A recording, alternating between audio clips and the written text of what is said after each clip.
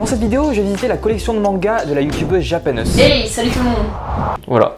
T'as combien de mangas dans ta collection? Je crois que je suis autour des 1000. Ce qui est vraiment pas mal. Mais moi, on m'avait déjà posé la question, je comptais pas avoir 1000 mangas, hein, je ne voulais pas. Je pense que personne n'a envie d'avoir 1000 mangas. Je sais qu'il y en a qui disent « Ah mais moi j'ai envie d'avoir 1000 mangas », mais vous allez voir la place que ça va vous prendre 1000 mangas chez vous. Oui, effectivement. Du coup, je vais te poser des petites questions sur tes mangas que tu as. Ouais. Genre en mode, je sais pas, bah tu vas voir en fait. Bah oui.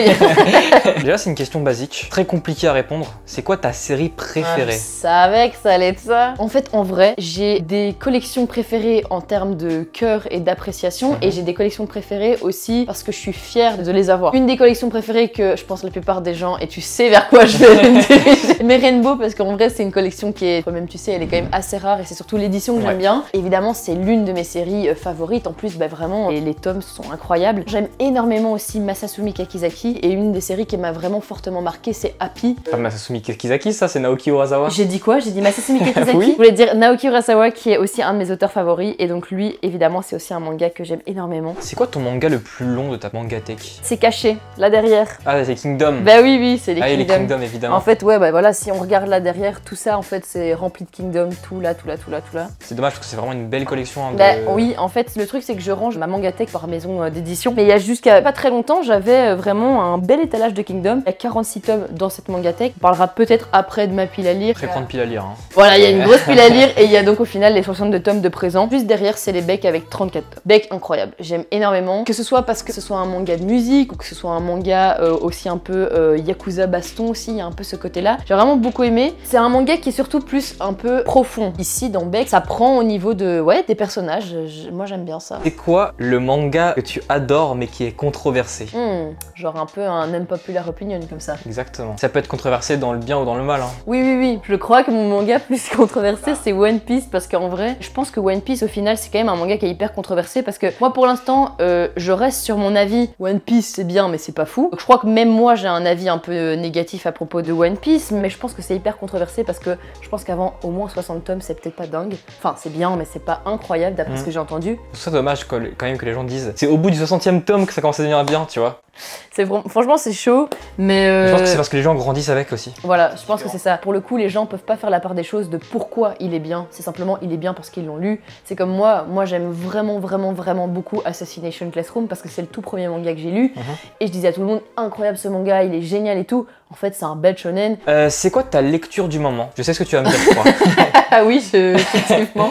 Ben, en vrai, je crois que je vais même pas les montrer parce qu'on l'a déjà montré tout à l'heure, mais c'est Kingdom. Hein. Mais il y a un autre manga, malheureusement, je vais pas pouvoir le montrer dans la mangathèque, quoique si, SNK. Voilà, c'est le collecteur du tome 34, la petite fiche qui était avec. C'est le tome 34, voilà. C'est un bout de papier, c'est le tome 34. Voilà. Mais en vrai, oui, donc je lis Kingdom vraiment à fond en ce moment. Et également SNK, parce que ici c'est mon appartement étudiant, mais j'étais retournée chez mes parents et là-bas il y a juste SNK. Attention. Là, c'est le manga que tu aimes le moins. Bah, en fait, le manga que j'aime le moins, je vais aller le chercher. Ça s'appelle Tokyo Boy Meets Country. C'est un yaoi, et en fait moi au tout départ j'avais jamais lu de yaoi et je voulais trop lire un manga en yaoi tout simplement, et en fait ce manga ne raconte rien du tout à part du ça se résume vraiment en mode hey salut mec, oh bah tiens on va être ensemble, ah bah tiens on va s'embrasser, et puis tiens on va ensemble, et bon. Mais sinon il y a un autre manga que je pourrais présenter, mais là je l'ai pas sous la main, c'est Death Tube qui est le manga que j'ai le moins aimé dans ma collection. C'est compliqué un Death Tube, hein. Je sais qu'il y a beaucoup d'entre vous qui regardent qui aimaient bien Death Tube, sauf que j'avais déjà lu Death Tube il y a longtemps. Non. Voilà. C'est quoi le manga le plus bizarre que tu as? Je pense que tu vas être quand même assez d'accord avec moi. Bonne nuit Poun Poun. Genre vraiment c'est un manga au premier abord les gens ils vont pas comprendre, ils sont là pourquoi est-ce qu'il y a un poussin qui rentre dans un monde avec plein d'humains etc, alors qu'on sait bien que c'est une métaphore pour que... Ça on comprend assez rapidement. Voilà. Déjà il y a tout ce délire avec l'espèce de génie qui gère la terre etc, mais maintenant on sait bien qu'Inu Asano il fait des histoires, je vais pas dire perchées, mais en tout cas il y a que lui qui peut écrire ça quoi. D'ailleurs tu penses quoi de Tatsuki Fujimoto? Parce que comme on parle d'auteurs un peu bizarres, on va pas se mentir que Tatsuki Fujimoto il a une... Est-ce que t'as lu Fire Punch au moins? J'ai lu les 2 premiers tomes. Donc moi j'ai pas capté que c'était un auteur un peu spécial, moi j'ai vraiment lu ça en mode ok... Je pense que t'aurais capté que c'est un auteur assez spécial à partir du tome 4. Là t'aurais dit Oula. Oui, mais par contre sur Chainsaw Man, j'aime quand même bien. Je trouve ça quand même intéressant parce que c'est très shonen au départ. Je me suis dit oui bon bah... En fait au final il aborde des trucs très sensibles avec un truc aussi un peu what the fuck et en lisant Look Back m'a vraiment... je pense qu'il faut que je le relise. Genre honnêtement parce que justement j'ai pas tout compris. J'ai réussi à capter à la première lecture quand même le truc. Mais ça m'a pris du temps. C'était une lecture lente pour un volume si fin. Bah oui.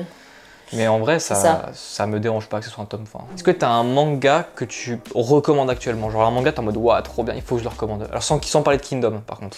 Si vous êtes un lecteur aguerri et qui cherche de la nouveauté, moi vraiment j'ai envie de recommander Innocent parce que c'est une lecture qui m'a fortement marquée et en plus c'est une lecture qui est différente.